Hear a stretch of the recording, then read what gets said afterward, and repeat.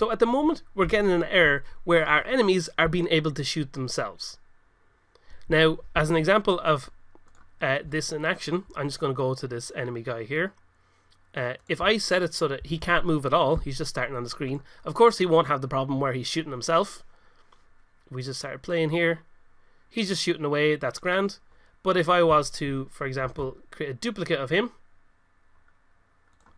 and go to our scene view and move him there, what's happening is he's being shot by his little friend here. So if we were to have multiple enemies on the screen in a line, they'd be able to shoot each other and keep destroying each other, which obviously that would be no good to us at all.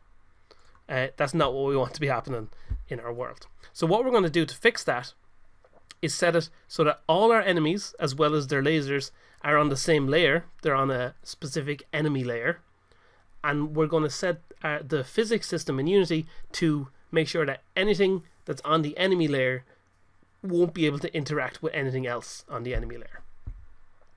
So if I go to our enemy laser to start off with, we go to layers here.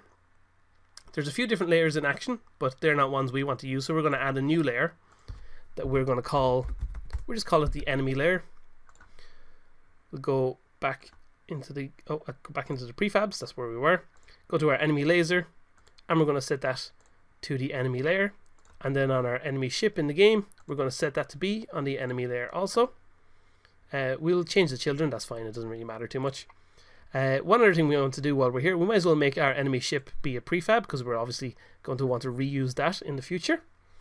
And then the next thing we want to do is make sure that our enemies can't run into each other. So again, I'm going to make this enemy a copy of this enemy here, so that if we play the game, we'll see now that they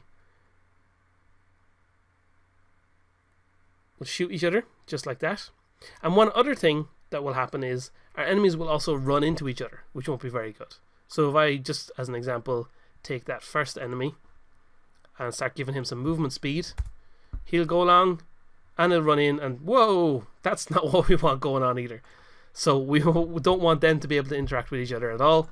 So I'm going to, we'll leave that other guy there. But what we want to do is just go into Edit and go into our project settings and then go to Physics 2D. And then over here, you get this kind of cross-reference grid that shows which layers can interact with other layers. So at the moment, our enemies can interact with every other layer, and everything that you create within Unity starts off being given the default layer, except UI. UI is one of the things that will automatically be given the UI layer tag. But our enemies, now that we've given them that enemy layer, we want to make sure that where our enemy layer here interacts with our enemy layer here, we're just going to untick that. So what that means is, from this point on, anything that has the enemy layer attached to it won't be able to interact with anything else that has the enemy layer.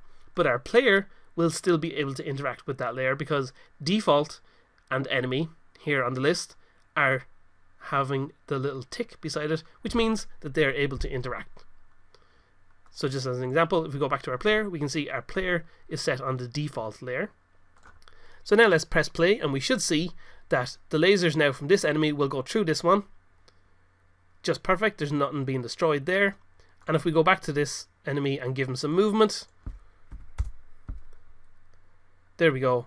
The enemy is perfectly able to pass through him, and there's no kind of problems being caused by that. And the reason we want to do that is because if, for example, I'm going to delete this original enemy, I'm going to restore this guy's movement, because generally speaking we want our enemies to be able to move a lot of the time. I'm going to apply that change. I'm going to pop another enemy into the world. Actually no, I'll just duplicate this one so that we get them in the same position. And this guy I'm going to move up to the very top. I'm going to set his Y target to be -2, and he's going to move down instead of moving up. And if we hit play, so say you might have a bunch of enemies on screen, and they come in from the screen and then they cross over and fly across each other, and you don't want them to bump into each other in the middle of the screen. So that's why it makes sense to have your enemies be able to not interact with each other at all.